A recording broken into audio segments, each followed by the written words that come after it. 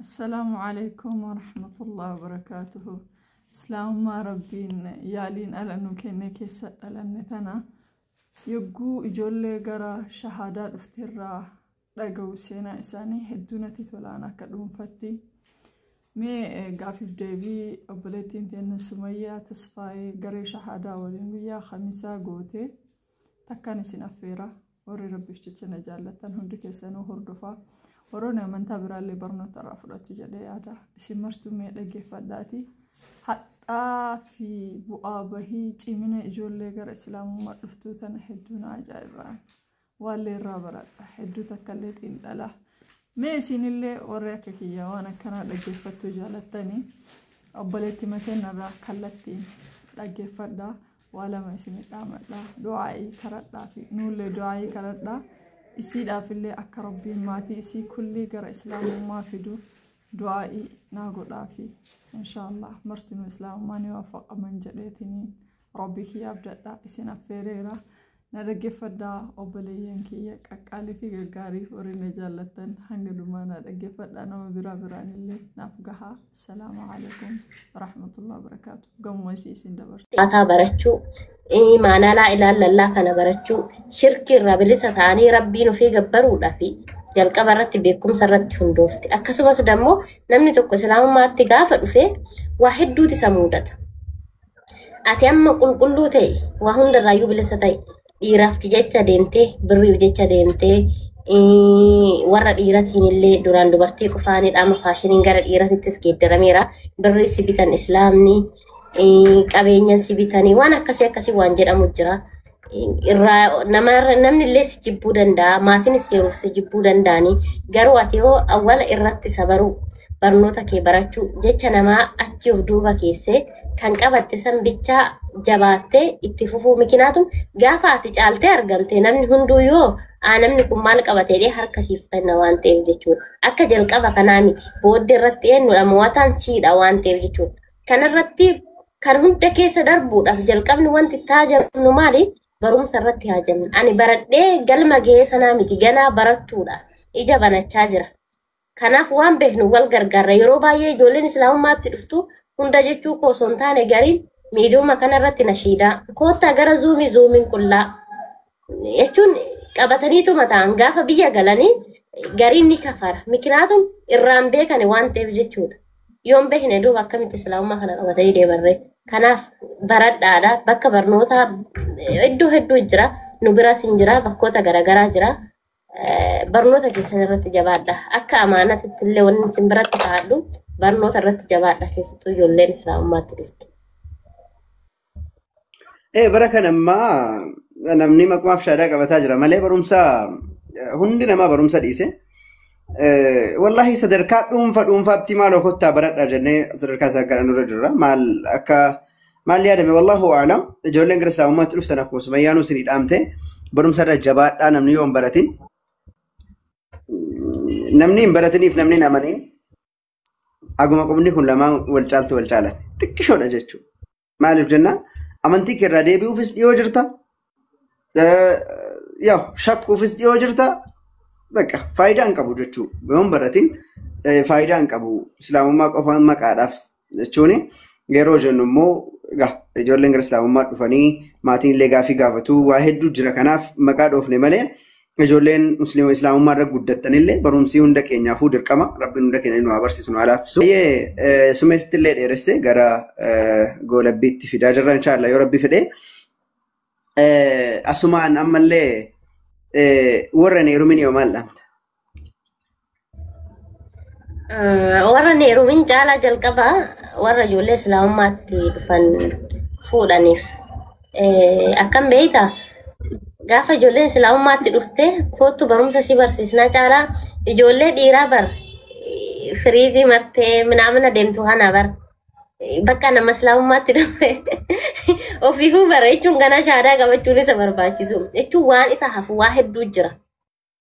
Akhlaaqa qabaachuu akkaataa itti bulfatu beekuu rabbiin ofii irratti sodaatu salaata fi salaatu waa hedduu barbaachisanna namni sana ijoolleen keenyas ijoolleen islaamummaatti dhufte kun yeroo jalqabaa kana beektaa nama hedduu irratti isaan barreessa jechuudha isaan maal barbaadan baay'een isaanii hunda jechuu koo miti nama uffata sirriitti uffatee firiizii mammaree suuraa seeran ka'ee poostii godhe kana waan akkasii fedhan sii galee yootiin nama hin taanetti ka'anii too hidhamanii takka yoo turanii yoo heeruman nuun hin mari'atanii gaafa bo'an bichaa dhufanii nutti bo'an gariin boo'ee yookaan hin kafaraa gariin boo'ee waan akkanaan irraa fuudhee akkatti nagatee akkatti ilmoon irratti dhise akkas jedhanii qabuwaanitu jira. Namuma islaamaa kan hidhanii islaamummaadhaan madaalan. Jalqaba irratti nama islaamummaadhaan madaaluun dura namni kun nama akkamiiti? Diin ofii awwalli wanti ilaalamu maalidha? Diinidha miire? Diinii kan akkamittiin jabeessaa jira jedhanii ofirratti ilaallachuu barbaachisa. Innaa ijoolleen dhiiratillee ijoollee kanatti warri dhaqxanii barreessitanii dhaqxanii osoo maatiitti isin ergatii waa tokko godhin nikaa godhattanii bakkee irratti gataa jirtanii sababa keessaniin namni tokko islaamummaatti gaafa dhufu rabbiin ofii laalee yoo dhufe ta'e nama laaleen kafaru. Jalqabumarruu nama laalee ka dhufe moo namuma laalee kafara sii galee islaamummaan amantaa musliimni moo hordoftoota isaati. Nuti kalaaluu qabnu islaamummaa malee musliimtotaa miti. Abbaan fe'e asirraa waan barbaade gaafa ta'e dantaa kennaa miti. Mikinaatum nuti musliimtotaan hin bullu ka bullu quraana rabbiitiin bulla waan ta'eef. Innaa ijoolleen islaamummaatti dhuftan tokkoffaa kana ilaala. Lammaffaa irratti namni adaba qabu seera qabu ofii isinitti dubbachuu iyyuu gaafa sodaatee gaafa nama isinitti ergee nama akkasii sanan feeta sodaata wayi nama bultii wayiin bulfan nama jireenya uffachuu hin dandeenye wayitti fakkaatanna nama isin saalfatu isin qaanfatu san borullee akka isin kunuunsu beekaa namoota akkasitti hidhamaa moo hidhamuun dura jalqabumarrayyuu baradhaa bultii keessanis qabachuudhaaf awwallee yoo barachuutu isin barbaachisa muddamtanii jireenyatti seennaa gaafa gabaan akkas isinitti baay'atu kana kan nama hammatu hunduu isin jaalatu. Booftillee barsitti marameetuma si hiddamiire kanaaf wanti sitti maramu hunduu lakkina jaalateetiin jedhin kasitti barreessu hunduu si barbaade jireenyi si barbaade miti. Kanaaf kan ofirratti eeggadha kan of bulfachuu hin dandeenye siyyuu bulchuu hin danda'u waan ta'eef ijoolleen dhiiraa kennallee ani wannan isinii dhaamu hin jiru warroonni akkas godhaa jirtani of eeggannoo godhadhaa mikinaatum rabbiin biratti sitti gaafatamtan. Kanaaf yoo dandeettani kunuunsaa bakka waa hundaa ta'aa fi obboleechallee abbaallee hiriyaallee yoo gadditellee yoo akka hiriyaatitti irraa qooddachaa bakka abbaa manummaatti dammoo akka abbaa manaatti bakka hiriyaatti immoo akka hiriyaataa fi waa hunda ta'aa mitiin ofitti qaba. Ani wallaahin akka abbaduu osoo hin taane fakkeenyaani waa'ee abbaa manaa hiyyaa hin dubbadhu caluman jedha yeroo baay'ee mikinaatu gochaan naaf jiraachaa jira waan ta'eef amma fakkeenya yoo nana aarellee tasgabbaa'inaan jecha aaraan na cinaacaa wayitii obsa qaba inni hedduu nama obsa qabudha. Innaa malee rabbiin irratti irraanfatuna yoon balleessillee na gorfachaa waa hunda keessatti laa gaaf tokko I think Dubaay'n jira yeroo sana uffata wayiin uffadhee bahee namni nama si jaalatu miire viidiyoon ittaasaa uffanni sun uffata na qabu ture bakka wayii uffadhee anaa uffatee ka'ee naa bilbile ulaarratti kazaan bakka san deemee ergan ol deebi'ee lammata uffata akkanaan uffatin ishee akkana jedhee na hubachiise. Osoo tokko ati yoo yeroo sanitti maaf akkana goote sin jedha. Si galee innaa yoon balleessillee nama suuta na gorsu bakka barnootatti illee nama na jabeessu innaa nama akkasii rabbiin isiniif haa qoodu. Kanaaf dhiironni illee of tasgabbeessadha. Nama akkasii ta'uufi yaaladha sinin jedha. Warroota heerumne moo haasilaa isaa singiliidhaan isaa ta'a mirga isaaniiti. Namuu heerumuu kaayyoonuma qaba. Yaa bakkuma yaadan san hin geenne jireenyi biyya namaatis harka irra caalaa namni biyya namaa jira. Jireenyi biyya namaatis ni ulfaatti. Sanuma saniif jecha keessanii singilii waan ta'aa jiruufi isaan illee singilii ta'anii ta'aa jirani waan ta'eef normaal no.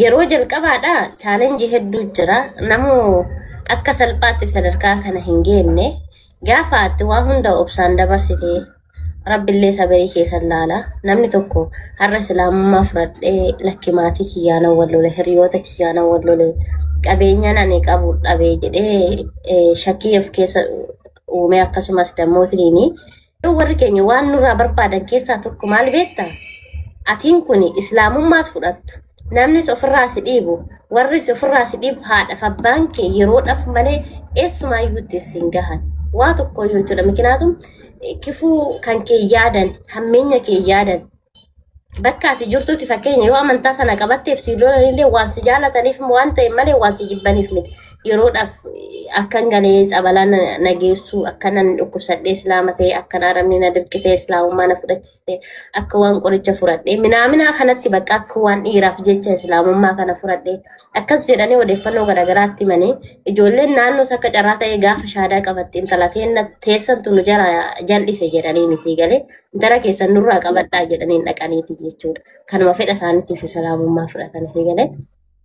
Na maatiin illeen yoo isaan naallolanillee har'a naallolanii irraa dhiisu numan dubbisaan numan bilbilaaf yoo na cufanillee silkii san yoo ofirraa daballeechallee silkii jijjiireetuman itti bilbilaan. Innaa suuta adeemsa keessa yeroo dheerallee fudhatu garuu alhamdulillah milkaa'eera. Milkii san keessa isaanifuu barumsa ta'e akkam beektaa? Yoon salaatu kana isaan biratti isaanitti gaafii ta'a. Namni akkamitti guyyaatti 5 salaata si galee obsa duraan qabuu fi kan amma qabu gargari. Islaamummaa waa hedduu nu bareechite miknaatum gaafa maatii keenya bira yeroo xiqqoo jirru sana surree uffannaa uffata gabaaballee ni uffannaa gaafa alatti illee ijoolleedhaan wallollee yookaan deebiitti deebisnee yookaan rukunnee yookaan rukutamnee gallaa si galee yaa'ii maatiitti finna jechuudha.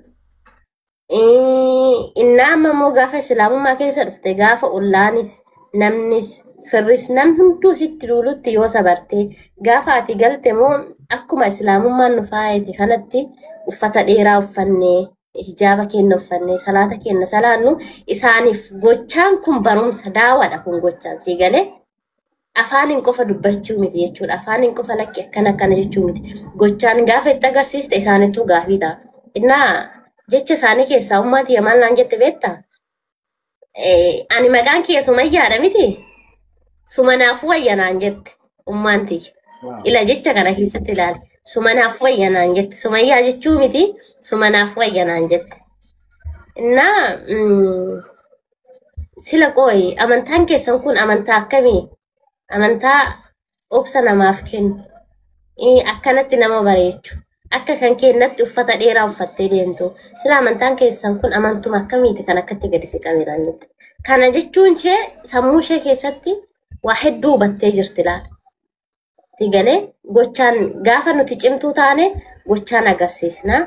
Garuu immoo gariin gaafa galee miidiyaa kanarratti gaafa nashiidaa waraabu hijaaba uffata. Gaafa lafatti arginu surreedhaan deema, rifeensa qullaa deema. Maatii sodaa fannoo godhatee mormatti deemenna. Akkas ta'u rabbiin nagaa nu haa baasu. Gaafa nuti qabannee haqaan deemne yeroo kamiyyuu kammoo nu eenyudha nuti kun immoo humna kennan miti. Sila okaa qarshii qabnuuf miti. Sila okaa fayyaa qabnuuf miti. Sila rabbiin tokkicha qabnuuf. Gaafa rabbiin qabaatte waan hunduu siif mijataa siif sirrahaa. Inna raahaa argattaa waan hunda keessatti rabbittiin dhiisettee deemta. Innaa osoo akka arraba namaati, osoo akka nama dhiibbamuuti, osoo wallaahin arrabni namaa kan nama maraachu ta'e anan maraata. Garuu yoo isaan na arrabsan nin kofala. Mikinaatu akka waan angooneen beekaha. Yoo isaan na arrabsan amma na arrabsanii kutaniira miti miidiyaa irratti. Lafatti osoo na arrabsanii kutaniira mii aneessan jira asuman jira. Waan irraa hiiqqate qannasee ijaabadee yookaan qabeenyi keenyarraa fuudhame yookaan beekumsi keenyarraa fuudhame yookaan islaamummaa tanarraa fuudhanii laa wallaa an akkuma sanan jira arrabni simmiidhu. Garuu immoo sabaruun keessuun faayidaa siif qaba. Ati achi keessatti ajrii itti lakkaatta. Gaafa abbaan fe'e kijibaan kaasee ati akkanallee siin jedhu ofiif itti gaafatama. Malee anawwaa tokko na godhuu hin danda'ani. Kanaaf obsi kan gookuni ana gara maatii Guddaa sirratti oole rabbi keetillee niimaa saniif galata galchuun irraanfatiin tole. Amiin yaa rabbi amiin. Ila maal si fakkaate abdii? Mana uffata dhiiraa dhaqeen uffata tooba kinoo ijoolleen dhiiraa islaamaa uffata namoonni islaam. Hawwiin tiyya saayizii abbaa kiyyatti ta'uun laaluu eegala. Akka isaan islaamaa ta'ellee abdii qaba. Wallaahin baqqaachuun nama uffata dhiira islaamaa uffatu keessaa tooba hedduun jaaladhanna. Gaaf tokko inshaallah jira qalbii yaa haysat. Inna bakka kanatti illee alhamdulillah يعني ربي فيان وفكنة سنين لنا كمانات ونن أمد كيستي دعائنا قدادا ربي وان دان إذا كان سدمو أكا نافقو أبدين كبا أكا تأوف ديما نيتين namoota islaamummaan qabnee fi islaamummaadha rabbii yaalaatu fi bakka kanatti namu du'aa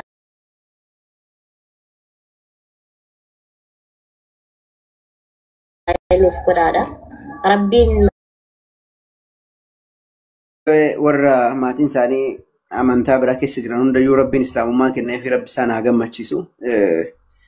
أبشر عايزش إن شاء الله ربي سيكرنا عندك يسنو بكو جرتنا تربين كردا في ربيني إن شاء الله بإذن الله ندن دا ني وانا تيادرو نيا كيسي أبوت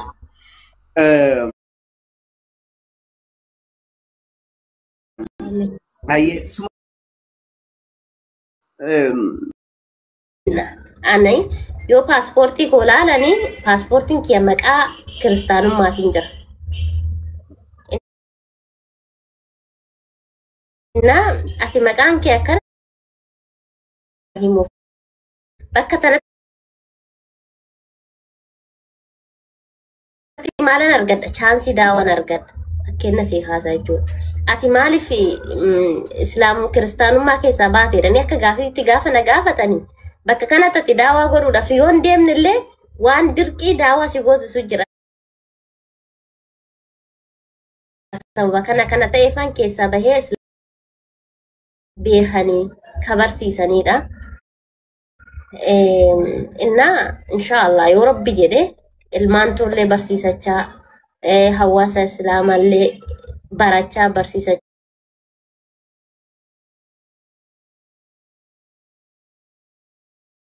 irraa deema yoo rabbiin jedhe. Kanaaf kaayyoon tiyyaa barsiisuudha inshaallah yoo rabbi jedhe. Diin islaamaa kana kaddamuudha yoo nan jabduu ta'e jirtullee jabaataa deemti jalqaba haadha waan ta'eef madrasaan mana keessatti bultii ofii qabachuu ilmaan ofii barsiisuu akkasumas dammoo hawaasallee barsiisuudha.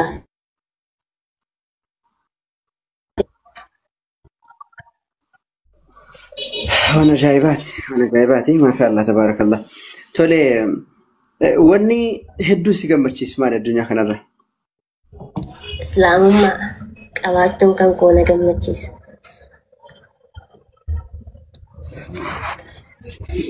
وني سيغدسيسو مال wanti na gaddisiisu alhamdulillah ni jira jedhee yaadu hanga ammaa keessatti humtuu nan gaddisiisu garuu dammoo wanti na hawwu keessatti yaani rabbi waa hunda danda'a. Ummata kufurummaa keessa ummata namoota gabbaraa jiran kana gaafa laalu na gaddisiisu hedduu rabbiin qajeelummaa kennuuf jedhe waan akka isaanii garaana nyaatu hin jiru. Kadhattuu islaamummaa qabu kadhattuu karaarra taa'ee kadhatu san caala ummata islaamummaa hin qabne kanatu na gaddisiisa. Miknaatum osoo abbaa qabeenyaa fedhe ta'anii osoo khairii dalagatanii yoo islaamummaa hin qabaanne zeeroodha. Ajiriitiin qaban hanga fe'e maaliif gara laafa fi kennataa fi arjaamaan taane jechuudha. Yoo islaamummaa hin qabaanne zeeroodha. Kadheessati kan ibiddaa ta'ani waan ta'eef jechuudha. Taadhaa uummata kana caalaa wanti nama gaddisiisu hin jiru. Garuu immoo kadhattuun tokko islaama ta'e yoo karaarra taa'ee kadhate inni maal qaba beektaa qabeenya caalu laa ilaaha illallah Muhammad rasuulallah qaba. Uummata kana dhabee kan gaddaan. جايباتي والله وانا جايباتي وراتا akka keenya kana maal dhaamta warra kristaanota yookaan ammoo warra amantaa biraa gara islaamummaatti yaamuuf maal nu dhaamta? Isaanii wanni dhaamoo jiraate jalqaba irratti obsa kan beektaa namni tokko gaafa bahee waa barsiisu uummanni kiristaanaa kun akkuma argaa jedhamu si arrabsan akkuma ol seenan ati maaliif amantaa keenya akkana goota garuu xiqqeessuu miti barsiisuudha isaanitti maal fakkaata amantaa waan arrabsanitti fakkaata. Miknaatum ni jaalatani waan ta'e waan irra jibsan daawaa keessatti warroonni daawaa lafarrattis godhan miidiyaa irrattis godhan namni kamiyyuu obsi waan guddaadha wantoota rabbiin wantoota aga sadii ta'an keessaa wantoonni rabbiin mindaansa illee isaabaa yookaan ammoo lakkoofsaan malatti rabbiin jedhe keessa tokko obsadha ربي نفسك نون كينا هاكن وبسك أبنا قبلنا نمني